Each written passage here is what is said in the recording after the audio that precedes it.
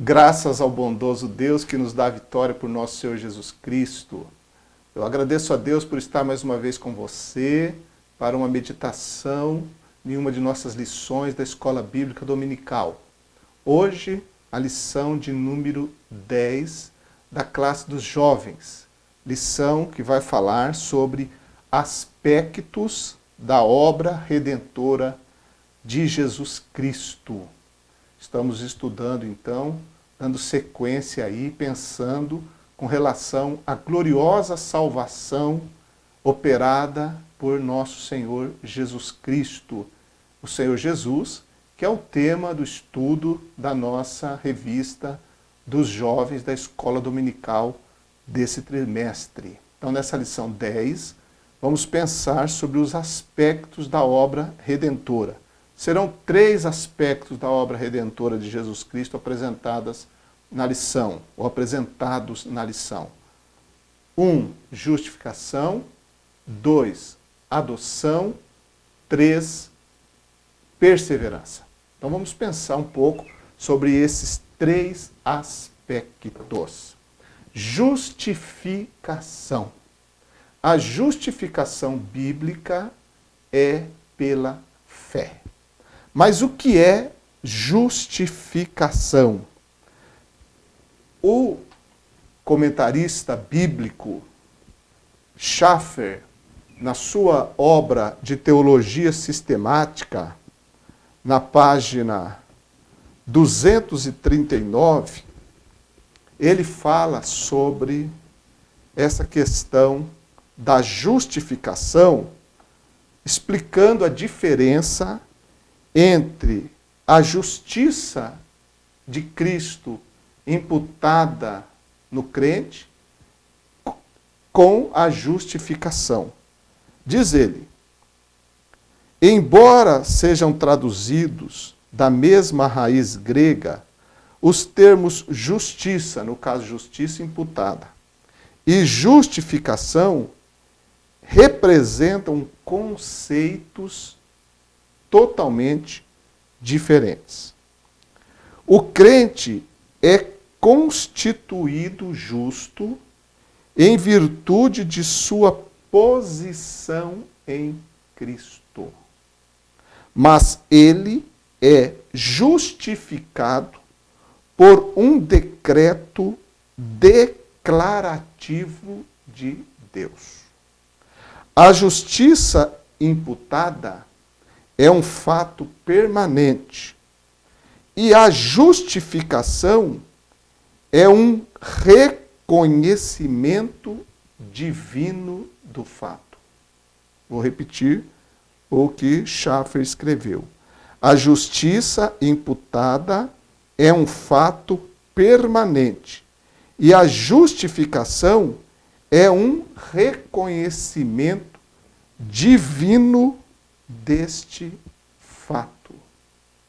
Então, por estar em Cristo, o crente é justo, mas a justificação significa ser ele, o crente, declarado justo. É o reconhecimento e a declaração por parte de Deus de que aquele que está em Cristo é justo. Essa é a explicação concernente à justificação. Deus declara o que crê em Jesus como justificado. Romanos, capítulo 5, verso 1, Paulo disse: sendo, pois, justificados pela fé, temos paz com Deus por nosso Senhor Jesus Cristo. Então veja que a justificação ocorre pela fé em nosso Senhor Jesus Cristo. E temos paz com Deus porque por Ele mesmo fomos declarados justificados. Isso é lindo, isso é maravilhoso. Porque cremos Em Romanos capítulo 4, o apóstolo Paulo ele fala de Abraão, que foi justificado pela fé, e diz que nós também fomos justificados porque nós cremos no Senhor Jesus Cristo. Cremos naquele, diz Paulo em Romanos 4, 24, cremos naquele que dos mortos ressuscitou a Jesus nosso Senhor.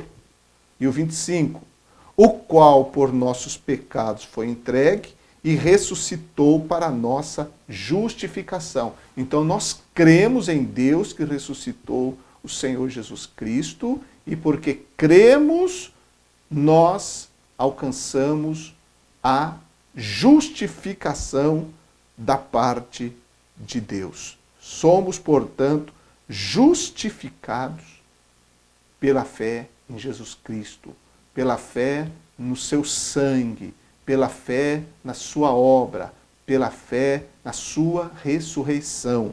Romanos, capítulo 5, verso 9, fala sobre isso. Também Atos, capítulo 13, versículo 39, está escrito: e de tudo que pela lei de Moisés não pudeste ser justificados, por ele, ou seja, por Jesus, é justificado todo aquele que crê. Então não é por obras humanas e nem por obras da lei. Romanos capítulo 3, versículo 20, o apóstolo diz que nenhuma carne será justificada diante dele pelas obras da lei. Nem uma. Mas a justiça de Deus, ela vem pela fé em Jesus Cristo sobre todos os que creem, sem acepção nenhuma. Porque da mesma forma que Romanos 3, 23 diz que todos pecaram e destituídos estão da glória de Deus, o versículo 24 diz que somos justificados gratuitamente pela sua graça, pela redenção que há em Cristo Jesus, que foi quem Deus propôs para propiciação pela fé no seu sangue, para demonstrar a justiça de Deus pela remissão dos pecados dantes cometidos sob a paciência de Deus. Romanos 3, 26 diz: para demonstração da sua justiça nesse tempo presente, para que ele seja justo e justificador daquele que tem fé em Jesus. Versículo 28, concluímos, pois, que o homem é justificado pela fé sem as obras da lei. Essa justificação que vem de Deus pela fé no Senhor Jesus Cristo. Justificação gloriosa e maravilhosa. Em Romanos, capítulo 8,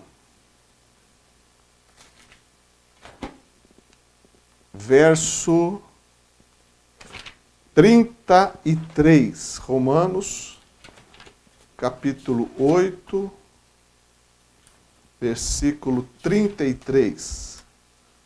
Está escrito: quem intentará acusação contra os escolhidos de Deus? É Deus quem os justifica. Então, quem é que pode condenar? Quem é que pode intentar qualquer acusação contra aqueles que Deus justificou? É claro que ninguém. Por quê? Porque essa justificação nos veio por causa de Cristo, que foi quem morreu, ressuscitou, está sentado à direita de Deus, vitorioso e glorioso para todos sempre. Então a vitória alcançada por Cristo, por nós, é a nossa vitória. Ele alcançou e nos garante essa vitória, porque Deus agora nos justificou, e quem então poderá condenar quem Deus justifica? Isso é maravilhoso, isso é glorioso, sermos declarados justos pelo juiz do universo. Né? Disse Abraão diante de Deus, quando intercedia pelas cidades de Sodoma e Gomorra. Ele diz, não faria justiça, o juiz de toda a terra. Então Deus é juiz. Vemos apresentada a figura de Deus como juiz também no livro de Jó.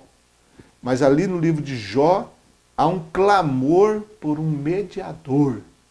Ele clama e espera por um mediador diante de Deus. Deus, como juiz de toda a terra e de todo o universo, ele declara justificado quem crê em Jesus Cristo, seu Filho, que foi quem ele mesmo entregou para ser o nosso Salvador, aquele que morreu e o que ressuscitou e ascendeu aos céus. Então, o Evangelho é essa mensagem de que o homem é declarado justificado pelo próprio Deus por causa daquilo que o seu Filho realizou. Glória a Deus, glória a Jesus Cristo, o Filho de Deus. Glória ao Senhor por esta obra tão bendita, tão maravilhosa, realizada em nossa vida. Então, justificados estamos.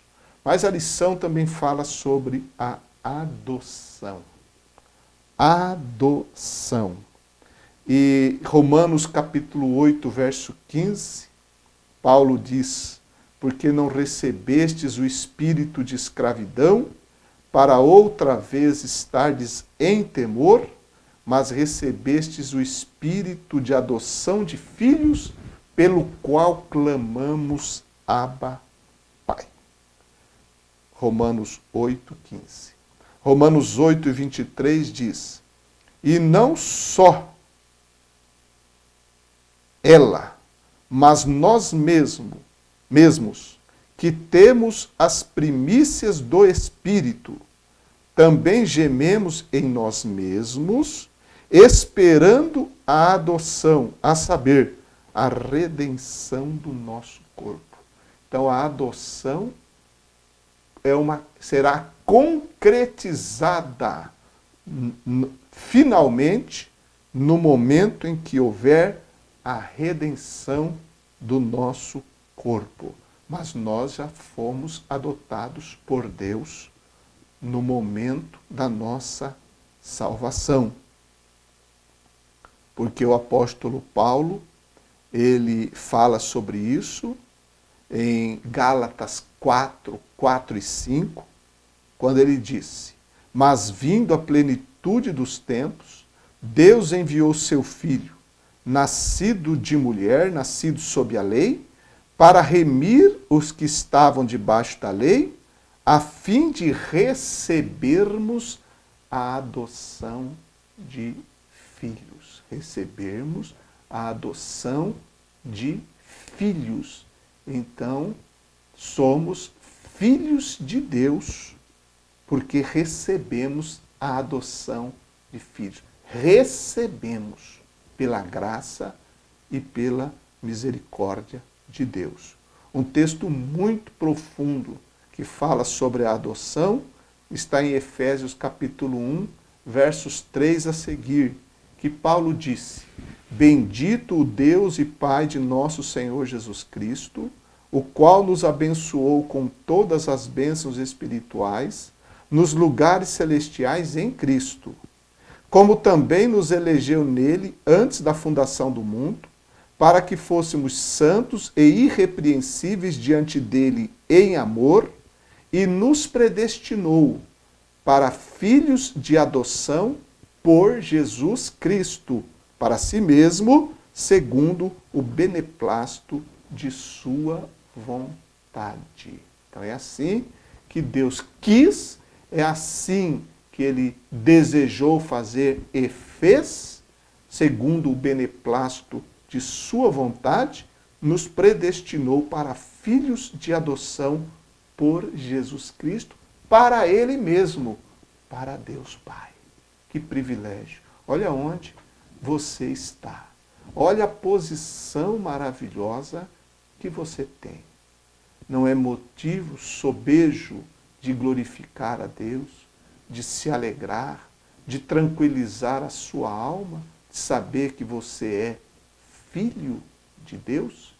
Filho porque nós somos regenerados, nascemos de novo, nascemos legitimamente gerados pela palavra de Deus, de novo gerados, né? Regeneração pela palavra de Deus, pelo Espírito Santo.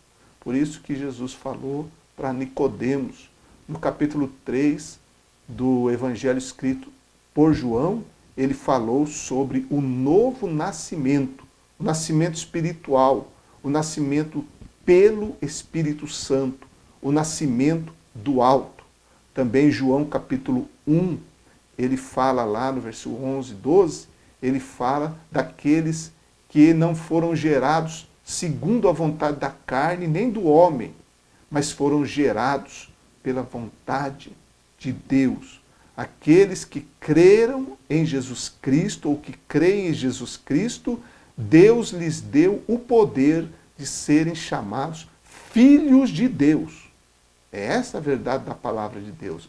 Então nós nascemos de novo, fomos regenerados e, portanto, somos filhos nascidos, regenerados, mas somos filhos adotados também por Deus. Deus fez a obra completa em nossa vida. Com relação à adoção, eu também quero ler aqui o que Schaeffer escreveu na sua Teologia Sistemática, volume 3, página 236, ele falou assim sobre a adoção, que serve também de subsídio para que você possa analisar e comparar.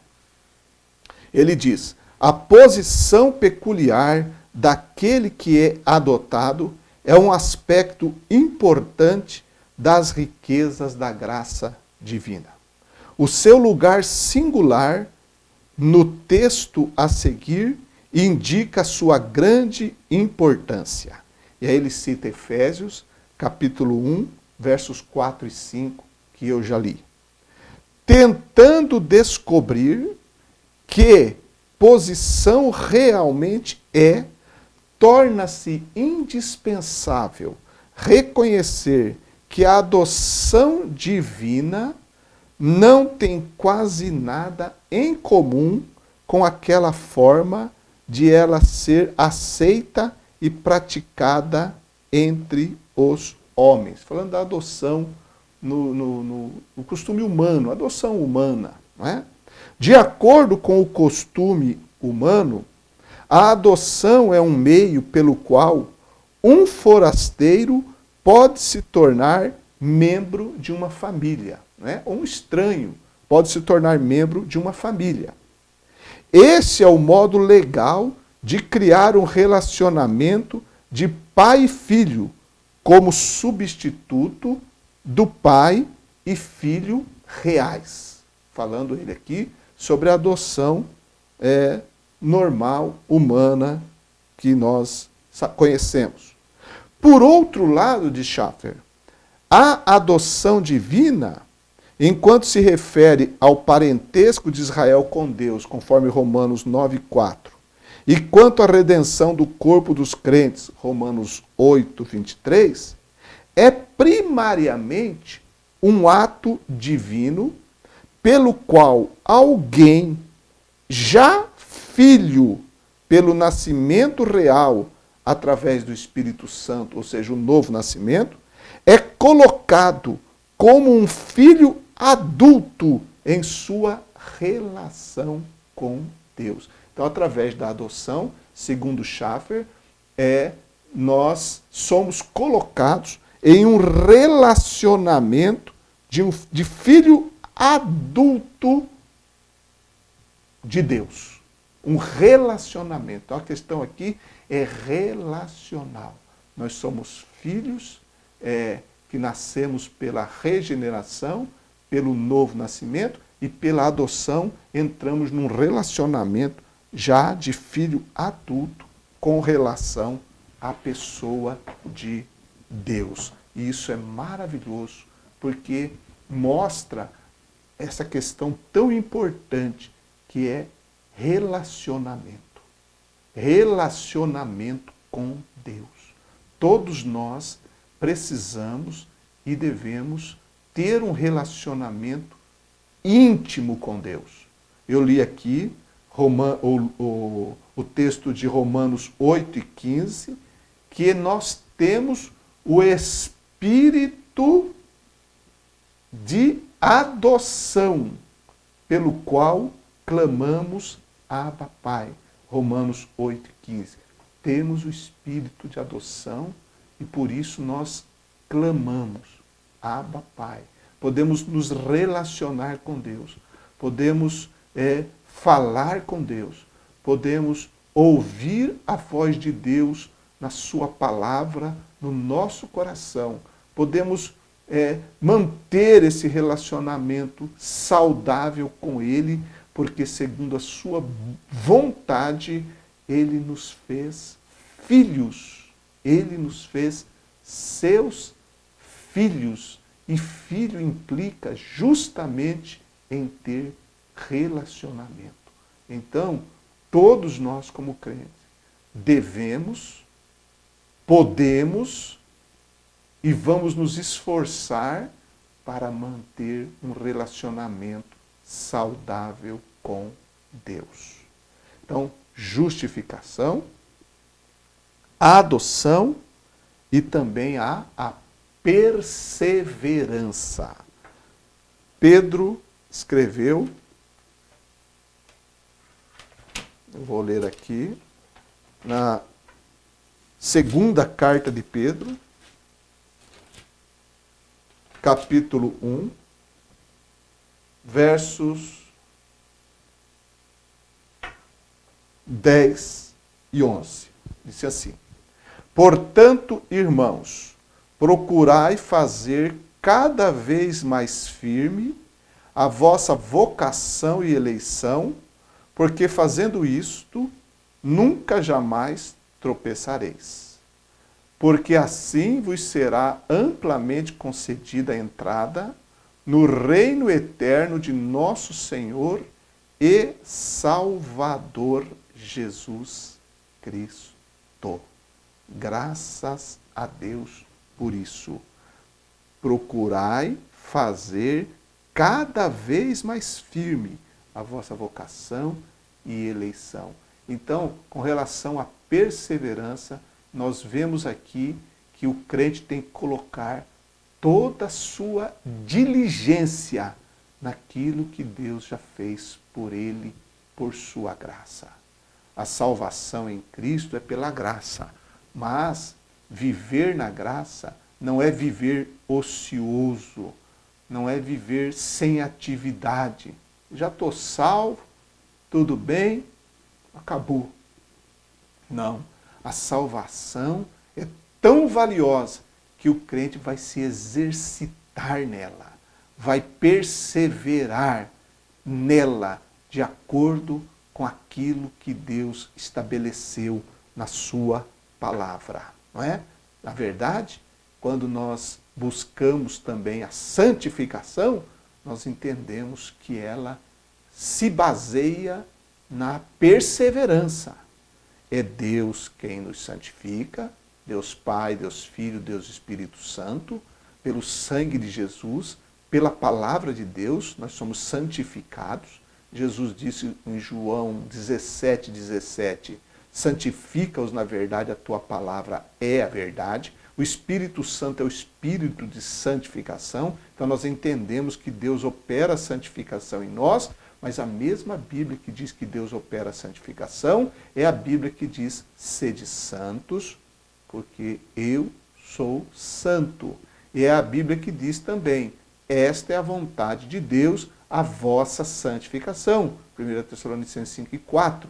Então, há a responsabilidade humana de buscar, de perseverar, de trabalhar, de se esforçar na busca cada vez maior da face de Deus, da presença de Deus, do poder de Deus, porque disso tudo Deus colocou à nossa disposição e nós devemos perseverar nisso que Deus colocou. Devemos caminhar, assim como Josué e Calebe perseveraram em seguir ao Senhor quando os outros 10 espias foram incrédulos. Nós também devemos perseverar em seguir ao Senhor, crendo em todas as promessas que Ele nos fez e que, por fim, haverá a redenção do nosso corpo. Haverá a morada nas mansões celestiais. Então, a perseverança é maravilhosa. Filipenses capítulo 2, um outro texto sobre a perseverança também, que eu gostaria de deixar para você. Filipenses 2, versículo 12.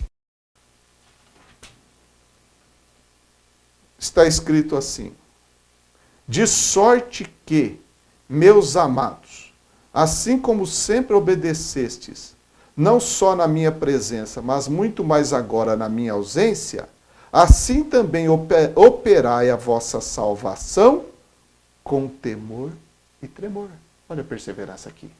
Operar a salvação.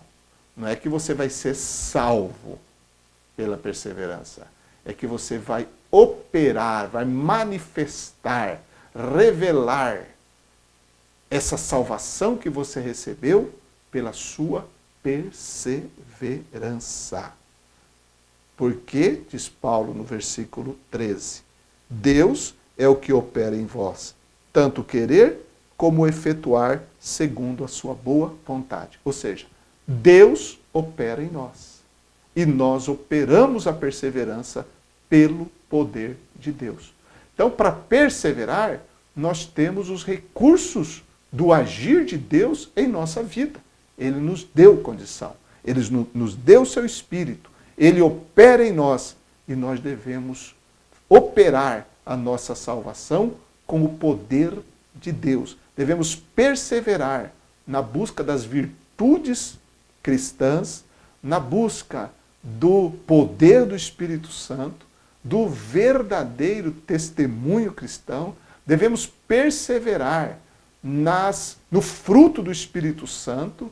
Devemos perseverar em dar testemunho de Jesus. Devemos perseverar em ser crentes melhores, porque Deus, Ele já nos deu o poder para fazermos isso. Então, perseveremos na força e no poder do nosso Senhor. Vamos ser ativos, vamos ser pessoas que de fato vivam, praticam aquilo que recebemos. Porque a doutrina na nossa vida, ela tem que ser prática, tem que ser revelada, tem que ser manifestada. E através da perseverança é que esse mecanismo, ele age. É como o óleo no motor, é como o combustível no tanque, que gira, está tudo pronto, está tudo preparado. E a perseverança é como esse combustível que gira todas as engrenagens, fazendo acontecer resultados práticos que, de fato, glorificam e exaltam a Deus. A perseverança dos santos é a preservação dos santos. E Deus é quem nos sustenta para que possamos perseverar.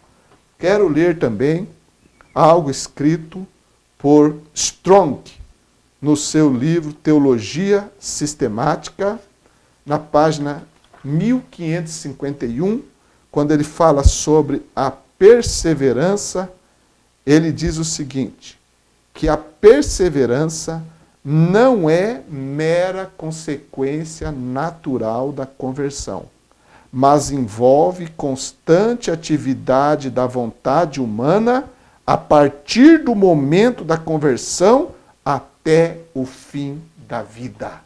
Você tem perseverado? Então, você sendo crente em Jesus Cristo, nosso Senhor, você vai perseverar com a graça de Deus até o glorioso dia em que Ele vier buscar a sua igreja. Porque é Deus. Paulo disse que é Deus quem opera o querer e o efetuar. E Paulo também disse aos Filipenses que aquele que começou a boa obra em vós a aperfeiçoará até o dia de nosso Senhor Jesus Cristo. Mas Deus nos chama a trabalhar com Ele, perseverando, sendo ativos com a nossa vontade, com o nosso querer, com tudo que há em nós, de todo o nosso coração, na busca constante da face de Deus e de agradar o Senhor que nos salvou. Então fomos declarados justificados, adotados e perseveramos pela graça de Deus e por nosso Senhor Jesus Cristo. Que o Senhor, que Ele coloque no nosso coração cada vez mais essas verdades e que elas não sejam simples conceitos, mas que nós possamos viver essas palavras, viver essas doutrinas dentro de nós e através de nós. Deus continue abençoando a sua vida. Um grande abraço a você.